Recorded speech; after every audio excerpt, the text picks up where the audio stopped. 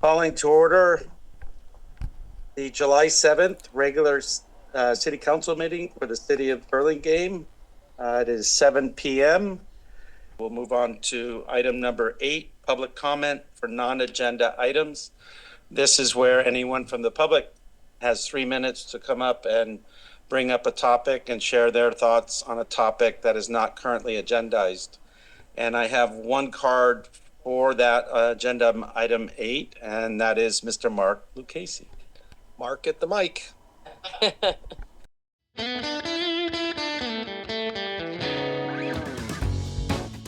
It's a small town. Hello again, everyone, and welcome back to another Burlingame. It's a small town podcast sponsored by the Burlingame Historical Society. This is Mark Lucchese, also known as, you heard Assistant Mayor Michael Brownrigg call out Mark at the mic. And my guest today is Peter Stevenson, the current mayor of Burlingame. Peter is a 33-year resident of Burlingame, currently residing in Lion Hogue, District 5. Peter has 3 children, all products of the Burlingame school system. He has been on city council 3.5 years, and this is his first term as mayor. And now my conversation with Mayor Peter Stevenson. Peter Stevenson, welcome to the show. Thank you, Mark. It's a pleasure to be here, and appreciate the invitation to join you on your Burlingame's a Small Town and Mark at the Mic series here. Oh my goodness! Did my producer slip you that piece of paper to say all that great stuff? Just kind of prep me well, so it's all good. Well, Peter, I appreciate you being here too. So typically, I like to start my podcast with a little fun fact about my guest. It kind of loosens us up a little bit, and I found out a few fun facts about you, Mr. Stevenson. Okay. So first of all, you went to Gunn High School in Palo Alto. I did. Right. I did. Go Titans. Yeah. And from Gunn, you went on to UCLA, right? That is correct. Apparently, though, you didn't have the grades to get into Long Beach State, so you had to go to UCLA, I guess, right? I'm sorry. At the time, I think some of the decision was just to be right. far enough on your own Yep. a little bit before, Into but Southern not too California. far. Right. Exactly, yeah. And then from there, you went to Stanford Grad School, so wonderful. That is correct. But at Gunn, we're going to go back to Gunn here for a minute. You were instrumental in creating the first curbside recycling program in Palo Alto. Is that correct? It actually occurred after Gunn High School, but I was involved in a youth program after my first year of college. And I took a year off of college to be a volunteer overseas in Southeast Asia. And when we came back, that same youth group volunteered their labor and services to the city of Palo Alto in meaningful ways, and one of which is to help start the curbside recycling program for residents in Palo Alto. Pretty cool. Good for you. Yeah, Good. Okay. Right. It was very meaningful, and learned a great deal. Yeah, and I guess it's continuing on, right? Some level of civil service, yeah, ongoing. Yes. Yeah. While you were at Gunn, you were a pretty good water polo player, from what I understand. Yes. Well, good enough to play at UCLA, right? Yeah, I played for a year at UCLA.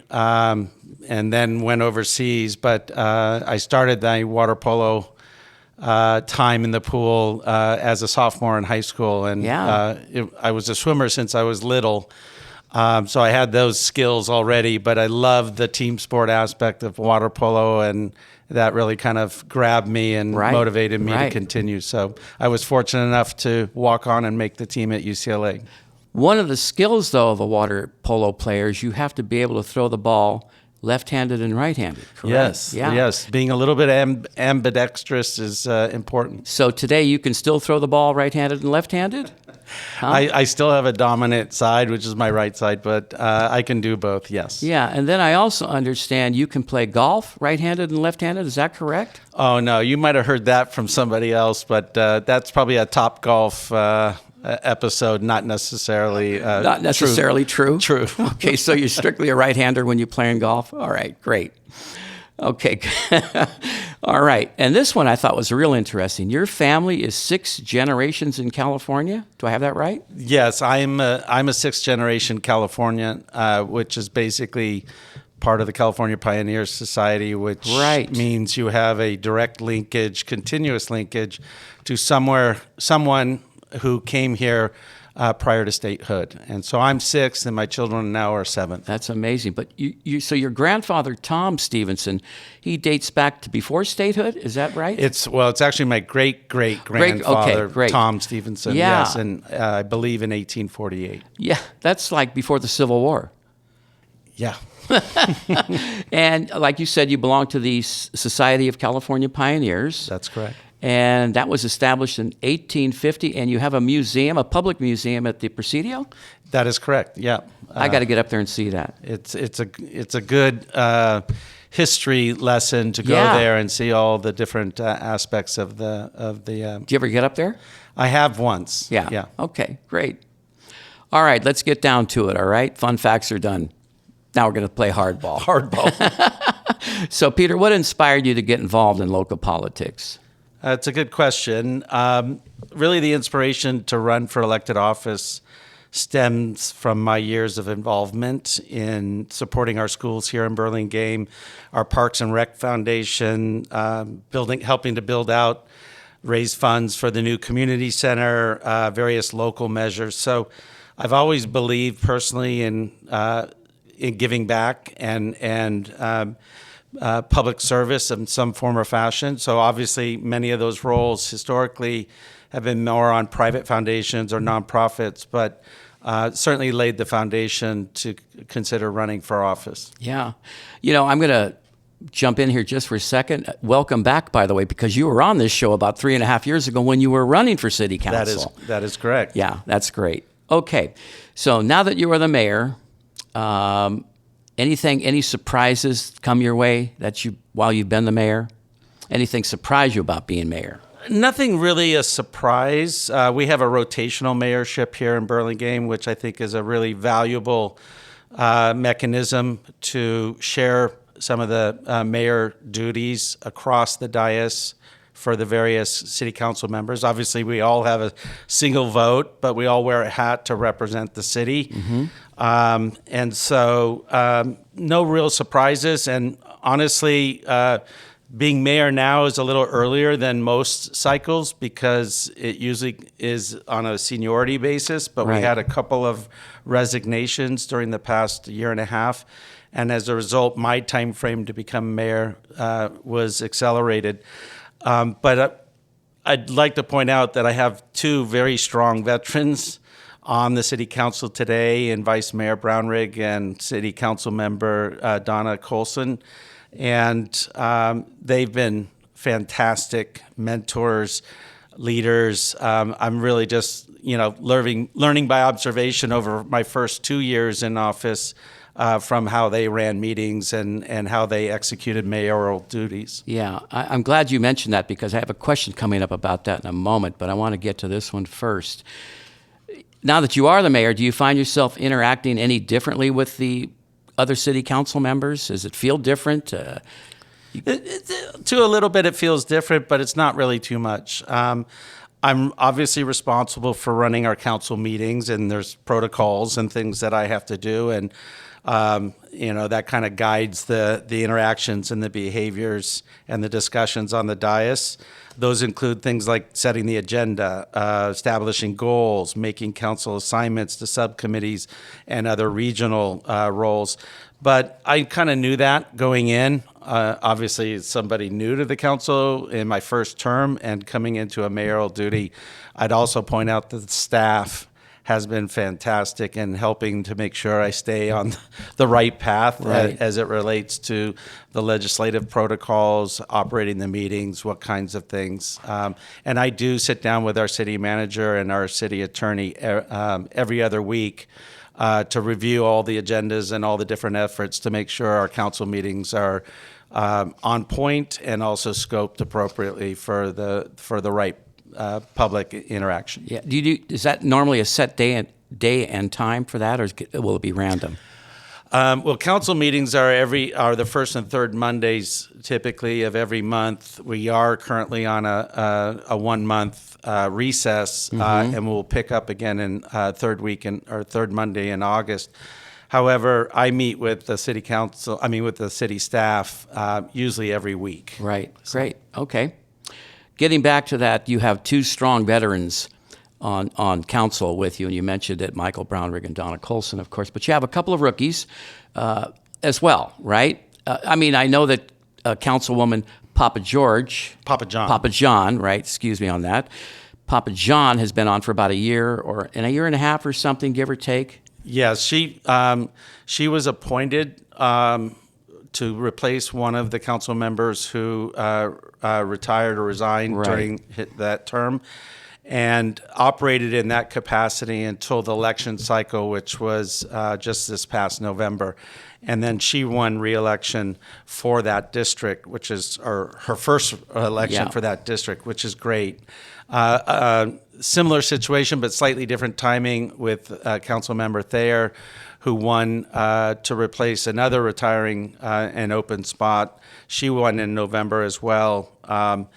And in that interim, we also had Councilmember Stephanie Lee fulfill, because it was so close to the election, we've appointed that person, we appointed Councilmember Lee to hold that seat until the election subsequently, which is what Councilmember Thayer won.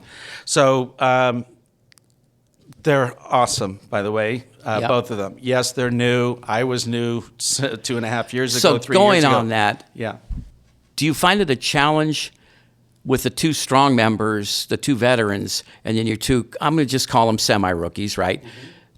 Is it hard to get them to speak up or not feel intimidated with Council person Brownrigg and Councilwoman Colson? Is it a challenge to do that? No, I don't think it's difficult, because I think both of Councilmember Colson and Vice Mayor Brownrigg, they are very open and very welcoming, and they encourage participation.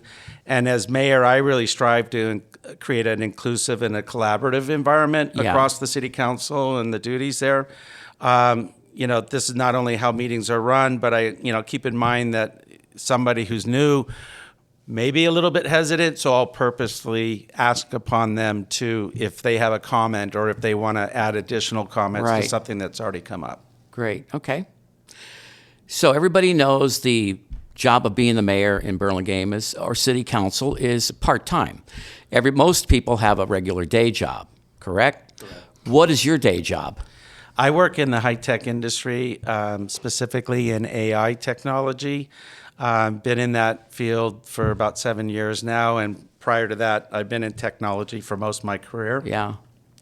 But you're right. It is a balance across family, across council, and my civic duties, and also across my day job.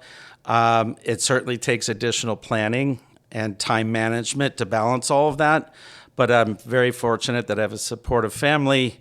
I am passionate both in terms of my professional career and in my civil service and the opportunity to give back.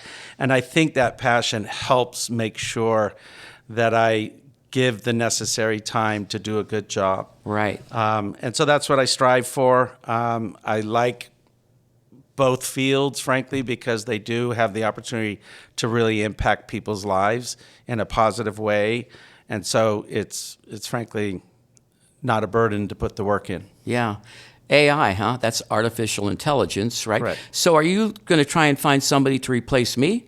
Never. Okay. Never. I firmly believe in AI to augment and support humans and human interaction. Right. That's where I think the greatest value is in artificial intelligence technologies. So my career choices and where I've worked have reinforced that. I'm also trying to look at AI and work with our city staff. It's one of our goals that we establish every year, a series of goals that are, kind of lightning rods, so to speak, for what we want to focus on as a council and as staff.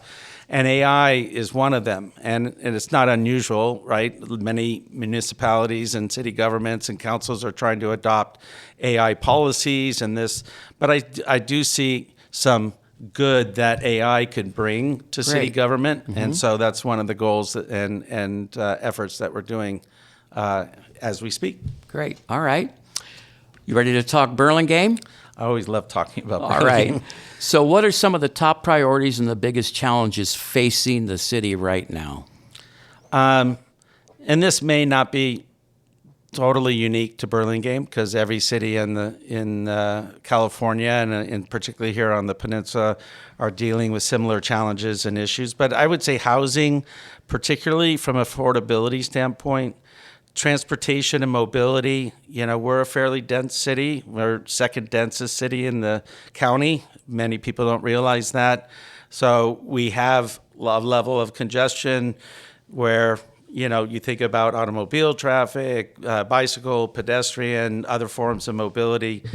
Those are traffic challenges, and it's important to make sure we stay safe and improve safety. So, we're working across all of these to ensure that Burlingame not only maintains and continues to be a great place to live, but actually improves in ways that are meaningful to not just from a safety standpoint, but from a quality of life standpoint. Okay, thank you. So, speaking about affordable housing, and I'm not going to get into numbers or anything here, I'm just wondering, well, the number I'm wondering is, does the state require each city to have X amount of affordable housing units available? In other words, do they send a mandate down saying Burlingame has to have 500 and that's the number we have to achieve? Or if so, what is the number for Burlingame? Is there something like that? There is. So state mandates a certain level of growth in housing availability at different levels of affordability. It's called the housing element, and they operate these on a kind of an 8-year cycle. So we're in the midst of our current cycle started in 2023. It'll go through 2031, and it's approximately 3,000 new available housing units. These could be high density. These could be moderate size multi-unit apartment buildings, as well as ADUs and new housing development, things like that. And the state mandates that each city not only provide in their general plan, but also then update and show and demonstrate how they're going to address those numbers in that 8-year cycle. As I said, it's roughly 3,000. It's broken down at different levels of affordability. And the good news is we submitted and were approved for our housing element at the beginning of late last year, or early last year rather. And that doesn't mean they're available on the market in the moment, but we get to a certain level of capacity during that 8-year window. And from the projects that are already underway, the projects that recently opened, as well as projects that are in planning but not yet approved, we have the pipeline to deliver on that housing element. Okay, so let me see if I have this right then. Let's just say next week we had 3,000 affordable units ready to go, right? Is that it for us then, or is it reevaluated again in 8 years? So it's ongoing. It is ongoing. The backdrop to all this is there's, challenges around housing in general. When you have that, what does it do? It drives up rates. It drives up rental rates. These types of things. And when you think about the growth of an economy, it's not just one segment that you have to take care of. You really need to take care of all levels across the economic spectrum. Okay. So there's lots of development going on. I took a long drive with my daughter-in-law a couple of days ago, just see what's happening, right? And you can see all the development happening, all the buildings going up. But I heard a rumor that ICE, Immigration Customs Enforcement, paid a visit to one of the construction sites. Is there any truth to that? I honestly am not aware of that. I have reached out to our staff to see if there's any data on that. But honestly, at this point, I'm not aware of any type of federal involvement in any of our construction sites right now. Again, on city development, what's the city's vision with the land out on the Bayfront? I'm talking from Max's restaurant and beyond going north where the old Hyatt Cinema was. What's going to happen out there? So the Bayside is first of all, it's a unique area in the city of Burlingame in the sense that it is the main area for our hotels, which represent an important revenue source for the city with the transit, what do they call it? TOT. So transit occupancy tax. There Very you go. good. Very good. And so that's an important revenue stream. It's also zoned in two ways. One, it's zoned in what they call industrial innovation, and also zoned as Bayside commercial development.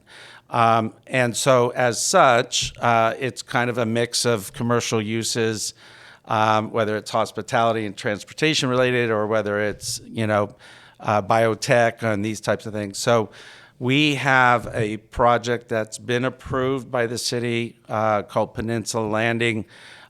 They acquired the land that maxes on the south end of that region all the way through where the old cinema is as a single parcel, and they have plans for a large biotech campus.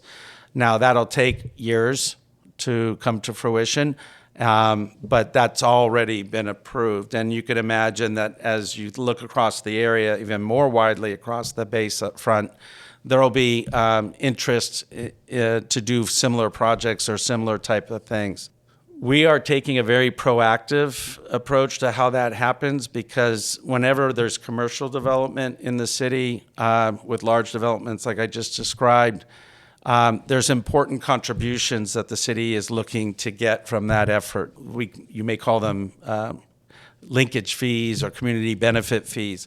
So, for example, in affordable housing, we've established a fund that is being contributed to through some of these linkage fees. There's now over $14 million in that fund, which will allow the city to consider efforts, whether it's new construction or preservation, when it comes to things like affordable housing. The other aspects are, when you think about that development work, when you think about sea level rise, that's something that is a concern across the board, and it doesn't just pertain to a single parcel that you might be considering a development on. But when we are doing development projects like the one I described, some of those linkage fees are to make sure that they incorporate into their design necessary provisions to become more resilient to that sea level rise.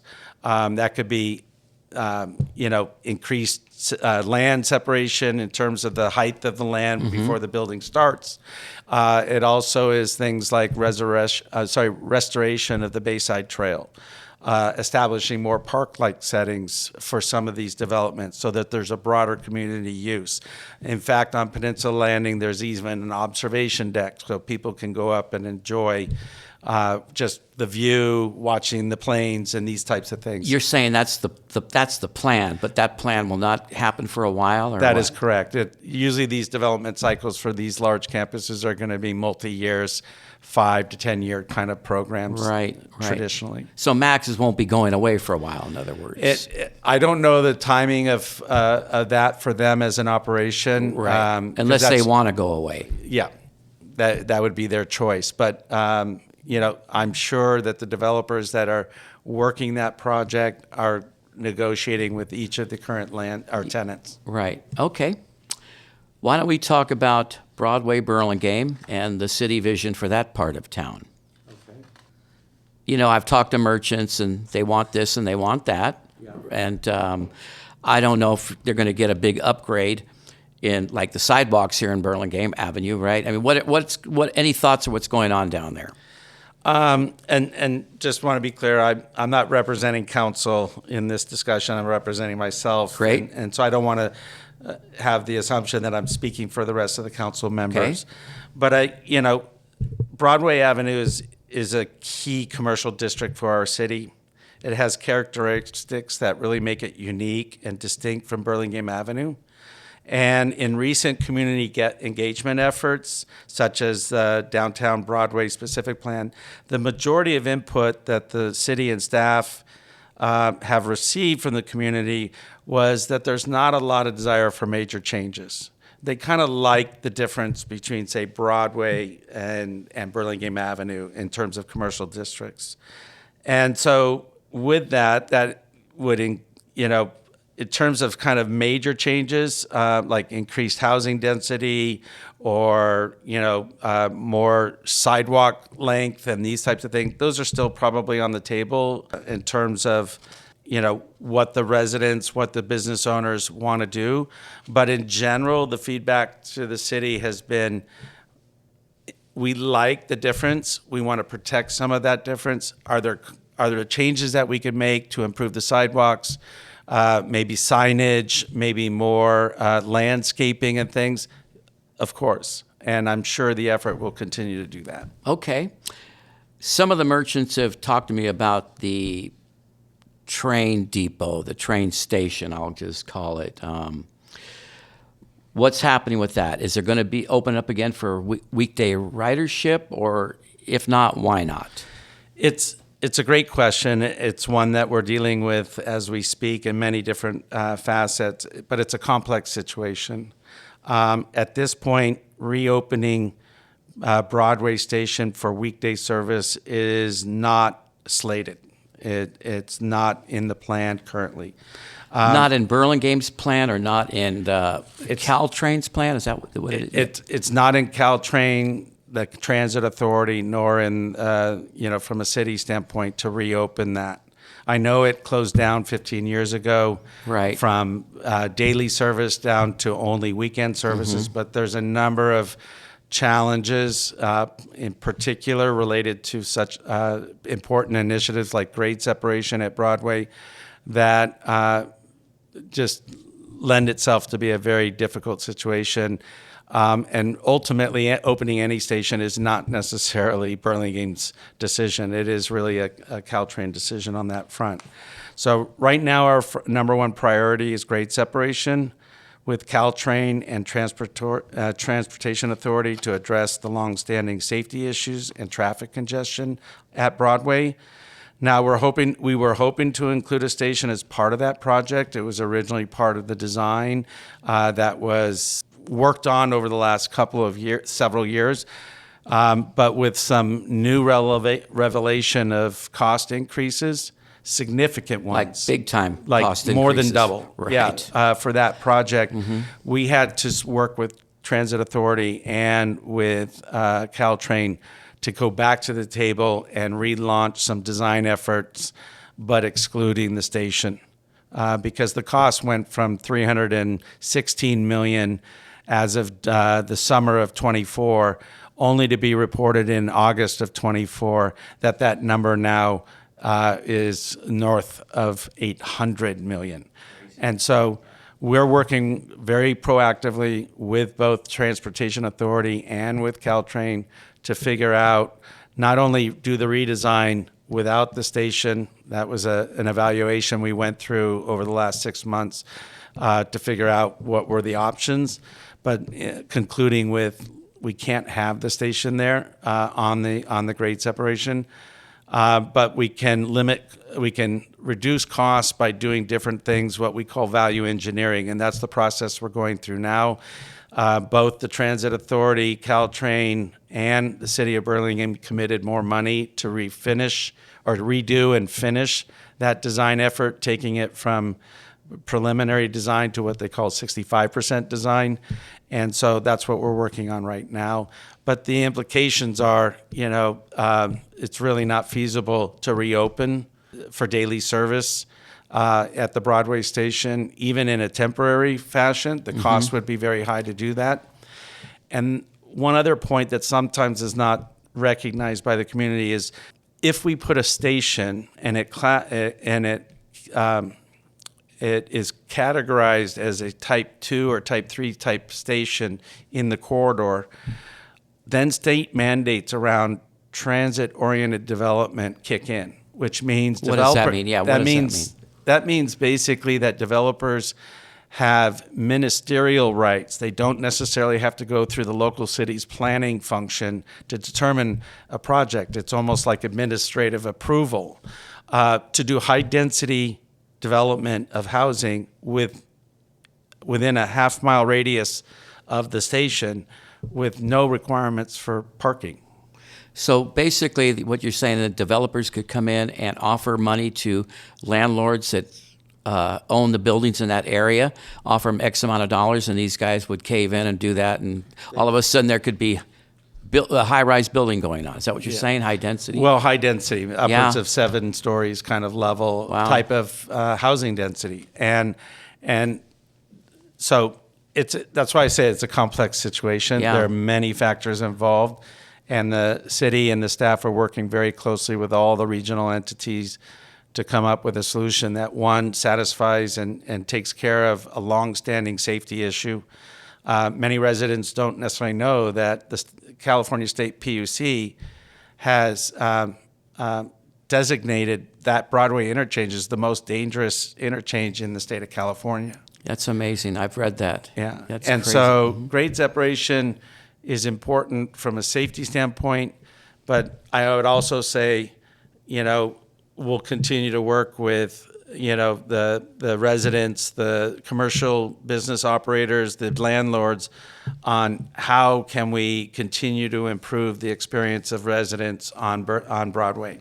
So would you say grade separation then is still kind of on the table, but kind of being dealt with, I don't know, quietly, or is it completely off the table, grade separation? Oh, no, grade separation is still on the table. Even with the price, even with the cost? Yeah, and that's part of the effort that we're working on, which is how can we get this done for a more reasonable amount? And so that's why I'm saying we've collectively kicked in additional money to fund the design phase of the project and figure out how we can get it to something that we can fund overall. Now, funding comes from a variety of sources, a little bit from the city, certainly a fair bit from the regional entity, in this case, the Transit Authority, on different measure funds that are approved by the voters, but also from the federal government and the state. Yeah. And so we're working all of those angles to get to a viable solution that we feel is efficient, takes care of the safety issue, but is respectful of the commitment that this means financially for the residents of Burlingame. Great.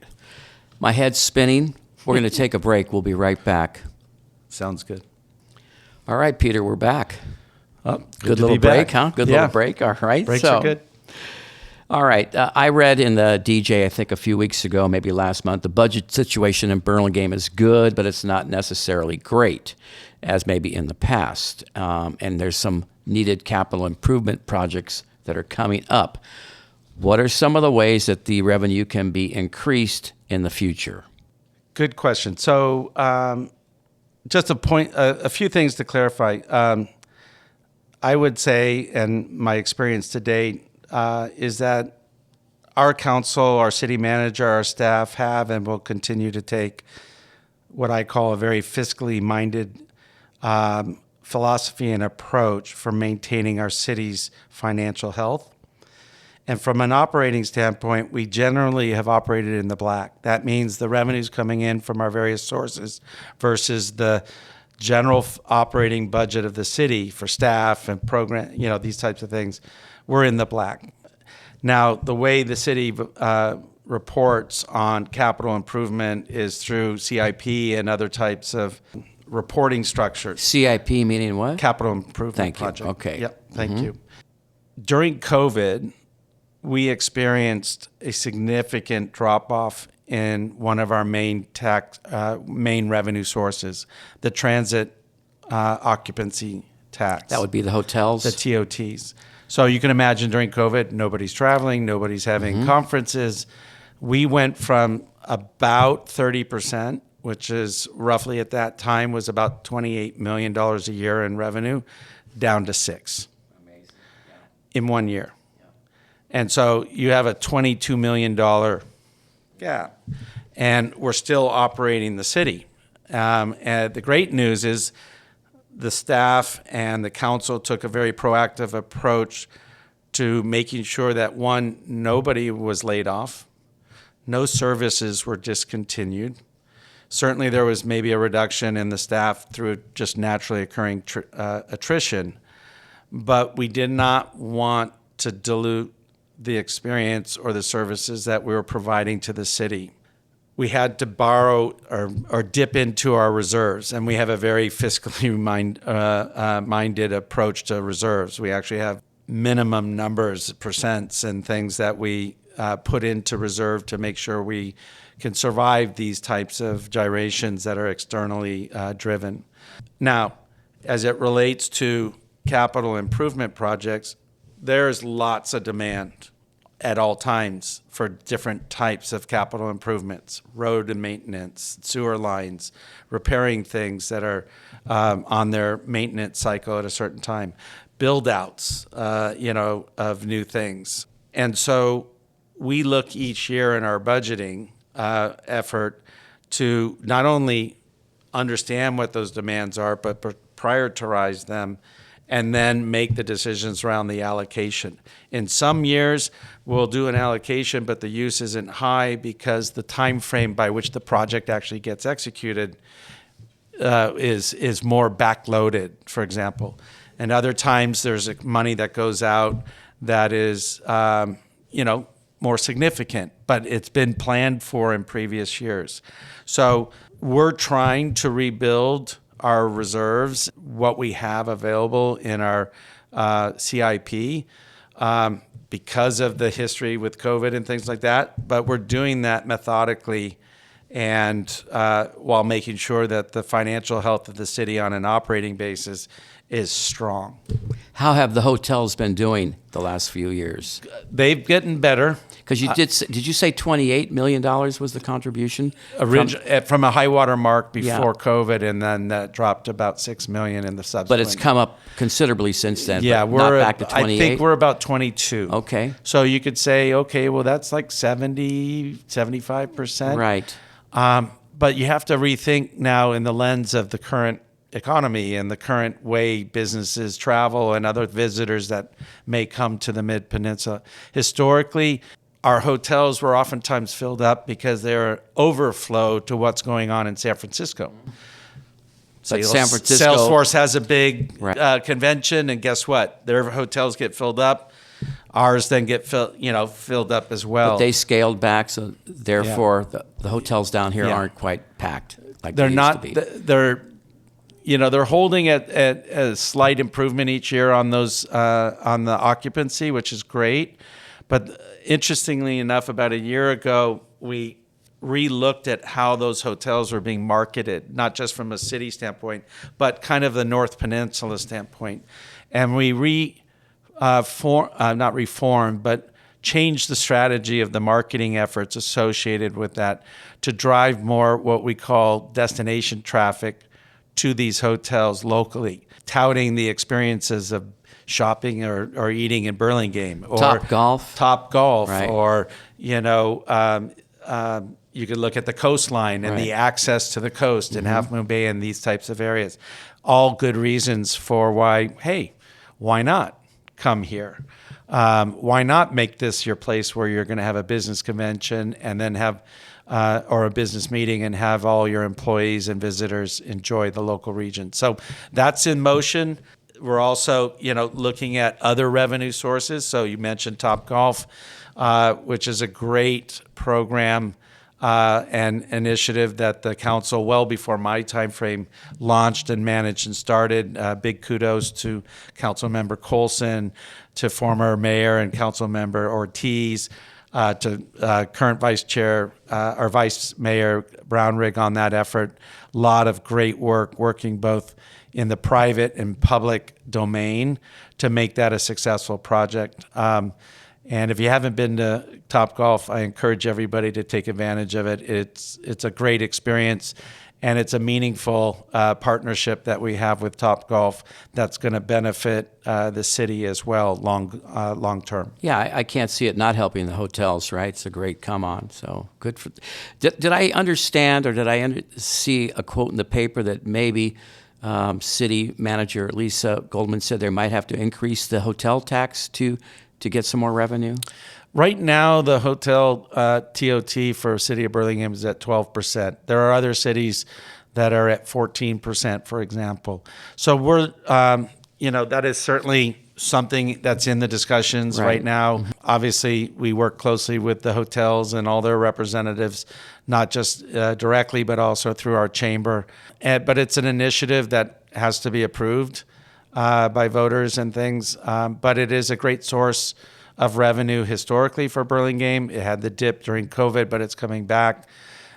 So that's something that hasn't been decided, but it's in discussion. All right. So I see you brought your crystal ball with you, so I'm going to ask you this question here because you're going to have to look into that crystal ball. Currently, what do we have, around 30,000 residents, give or take, in Burlingame? Yeah, it's a little north of 30,000. Okay. That's correct. All right. So where do you see our city in 5 to 10 years from now? In other words, are we going to have 40,000 people living here or 50,000? How's that going to work out? And how do you see it happening? Yeah, I mean, right now, if you look at our current housing element, that's going to be somewhere in the neighborhood of available 3,000 new units. We're anticipating that, proportionately that level of growth over that time frame. Obviously, we have to plan for it and not just have things in our pipeline, but execute on with different entities to have that available. Are we going to need more schools? Are we going to need more elementary schools? There's certainly considerations around that. Before I became a member of City Council, the council and the city developed what was called the North Rollins Road Specific Plan, which involved rezoning certain areas, but starting, more mixed use, particularly residential, and the north end in proximity to the Millbrae intermodal transportation hub, which is very smart for the city to have done that and to launch that. And there's already projects that have been completed and available. There's more in the pipeline to do that. But then, as any city planning goes, well, aside from the transportation part of it and being close to, publicly available transportation, there's school implications. There are fire and police implications. There are wanting to make sure there's adequate recreational areas and these types of things. So we're looking at that holistically. Yeah. And, at the right moments, we'll make sure that those are addressed so that the quality of experience for everybody is much like many of us who are in the older part of the city enjoy. Right. Okay. So with all this growth going on and everything else like that, how can Burlingame maintain their, hey, Burlingame, it's a small town feeling, right? And before you answer that, I have a suggestion, okay? Because we want to keep that small town feeling here in Burlingame. Hillsborough, our neighboring city, has a Memorial Day parade, which is very successful. Why don't we, or is there any thought of ever having and I'm just going to throw this out, a 4th of July parade, but it also could be a Labor Day parade, a Veterans Day parade. How come our city doesn't have a parade? I think it would be great down Burlingame Avenue or Broadway. It doesn't matter. But well, we do have a pet parade. You have a pet parade. I know that, but I'm talking a full-blown real parade. I understand. With the Burlingame Marching Band and the Lions Club and the Rotary, that kind of thing. It's funny because I was with friends up in Tahoe not too long ago, and Truckee has a pretty. They're fun. It's a fun parade, and so I think it's a great idea. I'll definitely socialize that and see what folks might be willing to do. I'm going to give you one more. Okay. I've been in this city over 70 years right now. I'm giving away my age to everybody, but everybody knows how old I am anyway. But regardless, I was here when this city, the firemen and the policemen, and you can fact check me on this one, they used to play a softball game at Washington Park at the Big Diamond where the high school plays on donkeys, okay? On donkeys, man. So that is small town. Do you know what I mean? All right? I like it. And they used to have a fireman's ball and a policeman's ball. We don't have any of that stuff anymore. That's how you maintain a small town.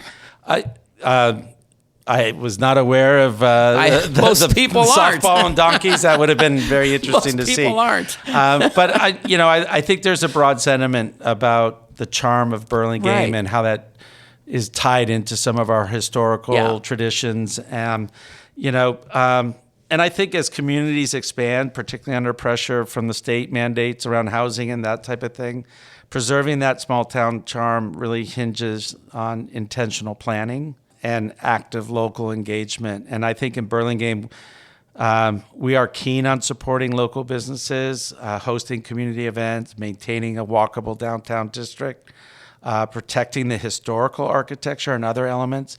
As you know, our 220 Park project included the maintenance, the protection of the old post office and the Terrific. incorporation that into design.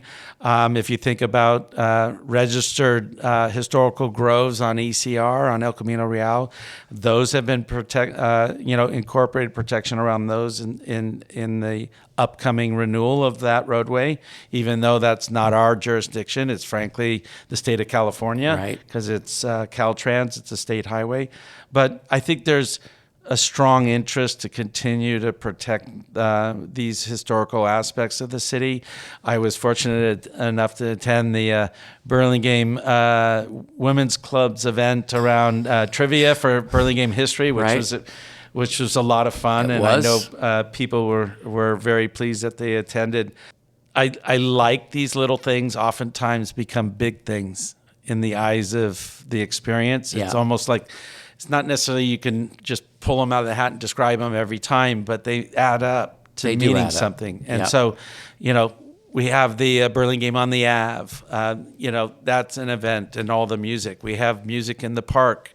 But I would love to entertain additional thoughts on some of the things to make that continue to protect that charm. I mean, there's realities of every city in California, Right.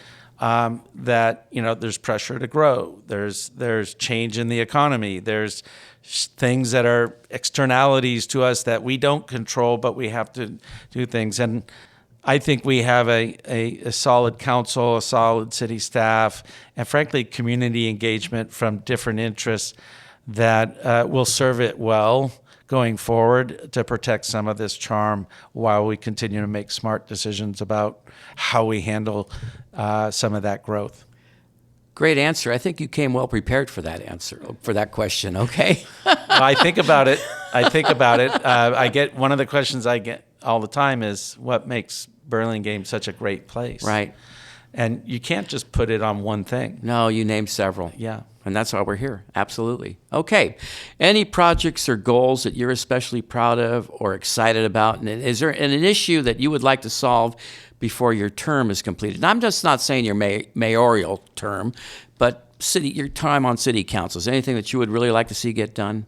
That's a great question. And I want to answer that, but I also want to go back to the previous question because Okay. I have another thought on that too. Okay. But so on council and our staff, we work on a myriad of projects.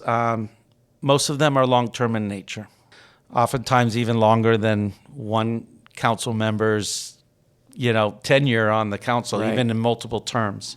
I'm currently involved in many of those, but obviously one in particular because I think it's also timely for what we hear in the community, and that's our Vision Zero initiative. It's an initiative that's not unique to Burlingame. It's been pursued and embraced by other communities. Vision Zero, is that Yeah. what you're calling it? Uh-huh. Basically, it's to strive to get to a point where there are no fatalities or serious injuries due to mobility and transportation and so you think about safe streets, you think about forms of mobility outside, not just the car, but bikes, pedestrian, some of these new EV capabilities. And how do we make our city safe so that we don't lose somebody to an accident? And that we, it's a very worthy goal. And we secured a grant to kickstart the project. We're in the midst of that. We got a community advisory committee formed. We're getting input from a lot of different walks about. We're looking at historical data around where are the hot spots and why. And we're going to apply all that into how that helps guide future decisions around where we make investments to improve that safety. I always point to like California Avenue and the bike lane. I think still to this day, most people will say that's a bike lane project. And why did we take out a lane for automobiles to put in a bike lane? Right. Well, the reality is that was a road diet program. It was predicated on reducing speed on that corridor to improve safety. So you put a bike lane in to do that? No, we basically narrowed the roadway so it was one lane one direction, one lane the other. But by doing so, it afforded us the ability to advance one of our other projects, which was how do we increase the number of protected bike lanes or useful bike lanes that help people who choose to be on bike or pedestrians transit our city. And so the solution's working. It's slowed down traffic. But do people use the bike lane? And people do use the Do bike they lane. use the bike lane? They do. Seriously? They do. Okay. I challenge people. There's one 100 feet away on Carolyn, right? That you could use. We hear that, but we're actually looking, because if you think about that corridor, is how do we move all the way from the transportation hub on the north end at Millbrae and move people north-south, so to speak, all the way through the city for those who want an alternative traffic. Now, that also increases the safety because it's a protected bike lane, meaning that there's pontoons that separate the roadway and the parked cars from where those are transversing, and that's usually considered a pretty good best practice. So that, I'd love to see Vision Zero continue to move forward. How long has Vision Zero been in the works? We established it as a goal in 2023. The first stages were to, secure funding, which we did through a grant, and then mobilize the team. So we're, about a year and a half in terms of kind of identifying it as a goal, right, and then mobilizing to start making efforts. So it's not going to be done at the end of my term here. It's something that's ongoing in subsequent phases, but it's off to a good start. Okay. Great. So you called for one. Yeah. I could go through many, but I won't in the interest of time. But I did want to circle back on the whole thing about maintaining our character. And I don't think growth has to mean losing identity. I think that through zoning efforts, through infrastructure upgrades, partnerships with business community and other entities that are looking out for aspects of the historical elements of Burlingame, and keeping all of that kind of decision making very transparent. In other words, everybody should have a seat at the table when we're trying to make some of these decisions. A lot of times these things get driven through in other cities, and there's no consideration for these types of things that protect our identity and further reinforce why we think Burlingame's such a great place. That was true with the community center.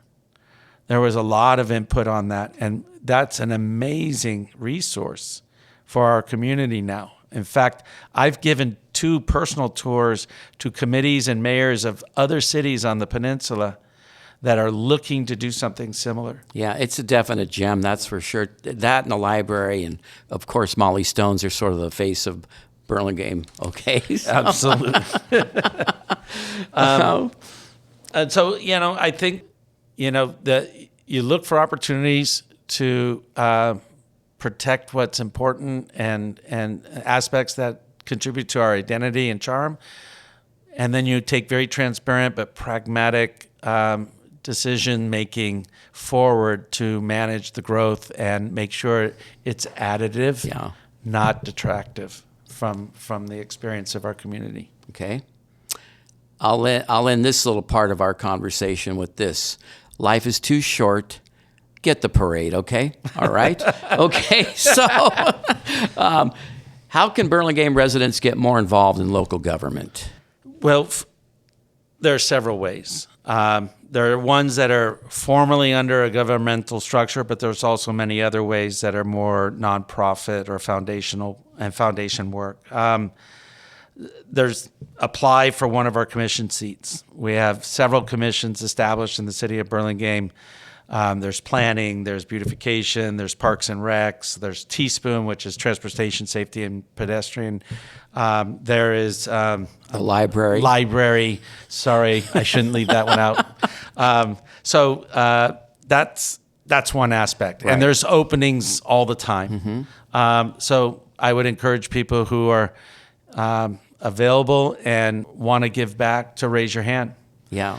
But that's not the only way. There are foundations, which are partners to the city in many aspects. There's a library foundation that I know works closely with our library staff and team, along with the commission. There is the school foundations.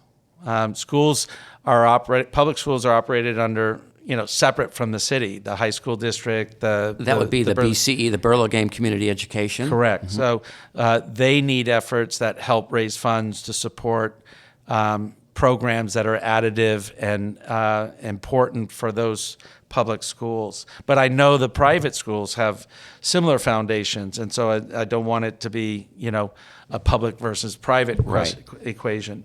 There's also nonprofit entities. Every year, our city gives a little bit of discretionary funds to different programs that are beneficial to our residents here in Burlingame and possibly some of the neighboring cities. And these are important entities that extend programs or enhance services to different needs. Whether it's housing assistance, whether it's food programs, whether it's kind of safety issues, whether it's legal issues. There are foundations that are nonprofit that are doing work and work closely with our city and our staff. So those are all the things that I could think about. Sometimes it's as simple as just volunteering for an event. Yeah, right. And getting involved and saying, There's lots of opportunities. Lots of opportunities. Yeah, okay. How do citizens find out what's going to be on the agenda at city council meetings? I know you can go to the website, right, and kind Correct. of find out. Are there any other ways they can find out? In other words, how about the Burlingame e-newsletter or the Burlingame Gazette that's kind of aimed for guys like me, the senior citizens, I think, right? I honestly, I will have to look into what we communicate beyond the formal channel, because the website is the primary channel. Yeah. That agenda is published on Thursdays in advance of each of the first and third Monday city council meetings. In those agendas, there's the formal portion of the agenda, which could be a policy. It could be a presentation from a third party or a different program that we're doing. All of that is what they call the agendized part of the agenda. But I would also encourage anybody who wants to come to city council that there is always an agenda item that is called public comments non-agenda. And that's an opportunity for people to come in. And I think it was even on your lead-in. Oh, yeah, man. But to come in and talk about something that they feel is important, Yep. they want to share their view. Now, the only stipulation is because it's not formally articulated on the agenda at the time, the council can't comment. But it's important input. So there's the website, that Thursday before a Monday meeting. There's ability to write in an email on an agenda item and or non-agenda item and submit that. I'll look into whether or not we publish on e-news, and there's an easy link to follow that gets you to that. Right. That would be great. Or the Gazette or other Yeah. forms of Yeah. communication. All right, now you got the parade and you got this to work on, okay? Oh, boy. All right, let's see here. Okay, since becoming the mayor, have you had any town hall meetings? I have. I had a town hall meeting just in the spring with our state senator, Josh Becker, here at the community center. Wonderful. How was that attended? I'd say there was probably a good 50 to 60 people there. What time of day did you have it, like in the evening? If my recollection is correct, 2:00. and we held it there for about an hour and a half. But that was with the state senator, right? In combination with the state senator. Yeah. So, but we also here in Burlingame have a couple of things that we're doing on that front. One is we have a less formal, sit down with your local council member or somebody from council, kind of open office hours. And each council member kind of coordinates with the city staff to kind of get that scheduled and publicized. And because of the Brown Act, which is a legislative provision, we're not allowed to have more than 2 council members. We cannot have a majority of council members attend that without violating that Brown Act. So that it could be 1 or 2 council members that organizes to, hey, we're having office hours. Anybody's free to come by between 2 and 4 at the community center, something like that. Yeah, it would be kind of like a let's hear your moans and groans type of session, or what? Yeah, it's open-ended in Right. terms of the agenda and what you want to talk about. So but is there it's- anything like that planned?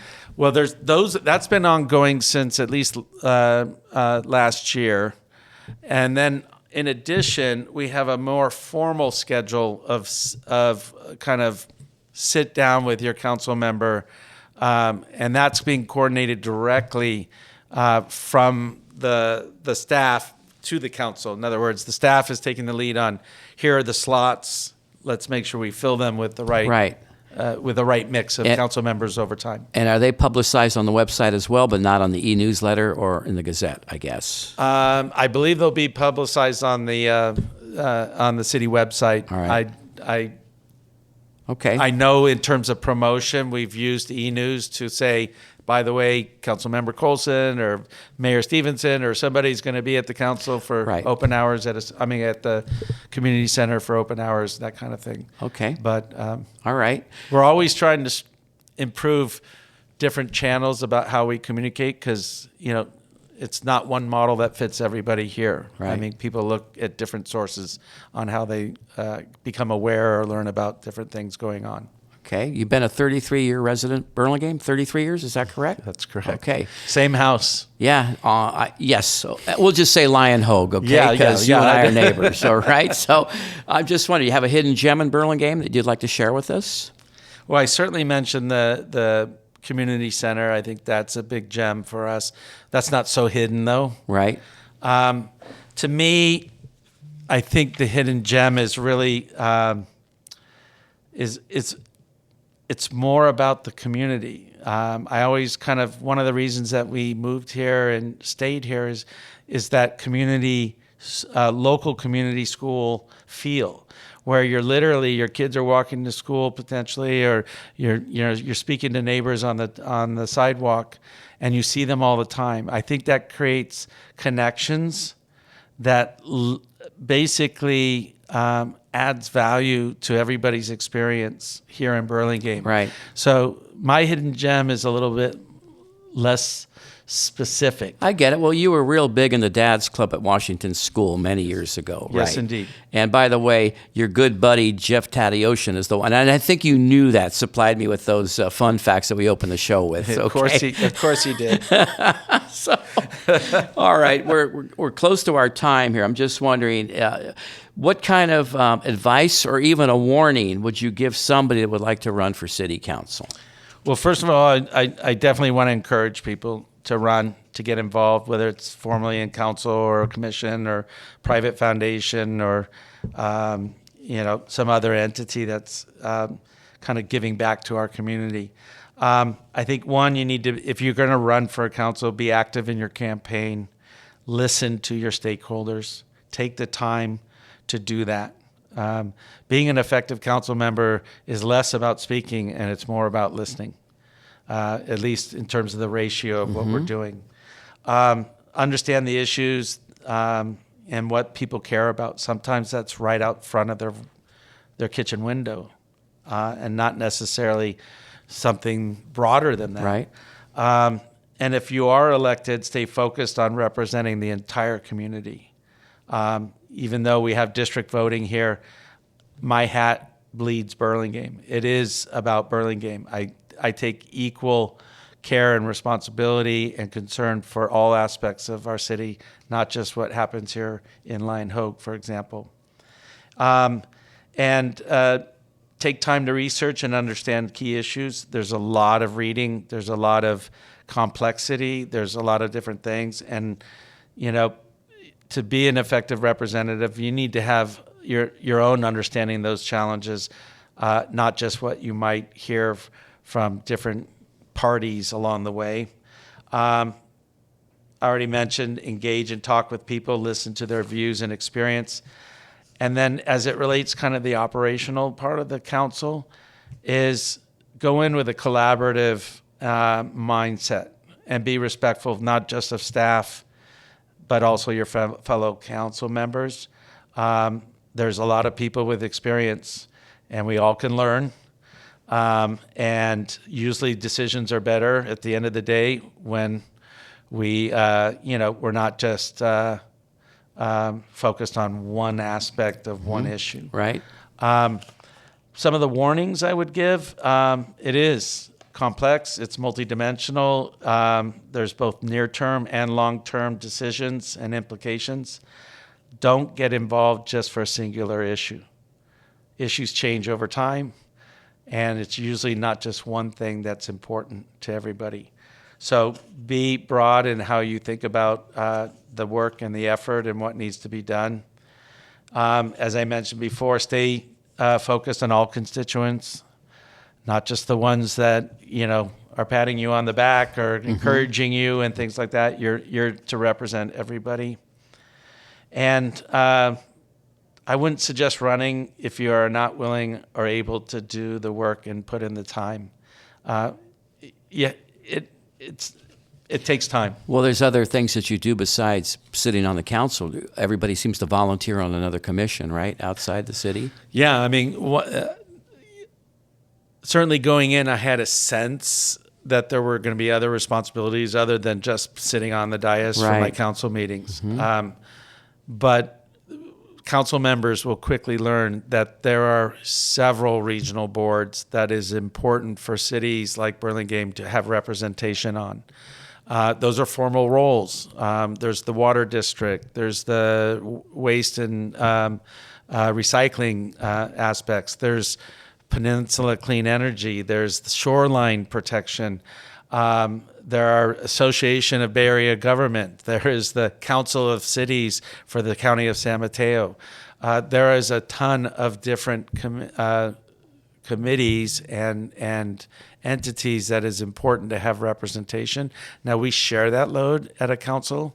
So, we kind of look at the slate of where we need to be represented and make sure we have coverage with the different council members. But if you're thinking about running, that's an equally important aspect of your role beyond what might be just directly apparent in terms of representing Burlingame and your constituents. Well said. Thank you. I got time here for any kind of final comments. Did I miss anything, or is there anything that you want to add to our conversation before we wrap this up? Absolutely. Personally, I love Burlingame, and it's an amazing city and community. And our staff, oftentimes they go as the unsung heroes. They're not identified. Sometimes they're in roles where it's only when there's an issue, but they show up. They are truly an amazing staff in aggregate when you think about all the different services that they provide and do, whether it's police, whether it's fire, whether it's public works, whether it's engineering and planning and community development, the finance and HR team. Finance reporting in government is not like it is in commercial businesses, and it's a little bit more complex, actually, in my view. And so we just have an amazing staff. So I would just ask that, be aware of that. If you do see them, tip your cap, give them a handshake, thank them for what they do. And, it's been an honor to serve as mayor and as a council member, and I look forward to continuing to do so in the future. I love representing our stakeholders. Those include residents, our schools, businesses, visitors, who make our city such a shining star on the peninsula and truly a destination for many visitors. So, that's Awesome. what I would end with. Yeah, those are pretty good shout outs. Yeah. Peter Stevenson, thank you so much for being a guest today. Thanks, Mark. I really appreciate it. As you said, this is my second opportunity for this Right. program. I think these are not only amazing, but very important for our community and how our residents can learn about different things that make Burlingame such a unique city.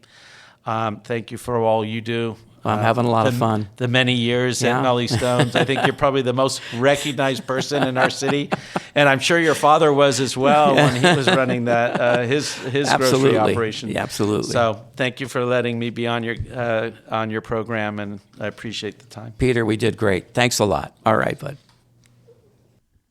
I'd like to thank Mayor Peter Stevenson for being my guest today on A Burlingame It's a Small Town podcast sponsored by the Burlingame Historical Society. Before I close out, just a reminder there are plenty of opportunities to get involved in city government, whether it be on city council, various commissions, and or foundations. Thanks to my Minister of Podcasts, Mike Nagler, Executive Producer Shelby Lucchese, Director of Marketing Adrian Kwok Lucchese, and original music by Bray.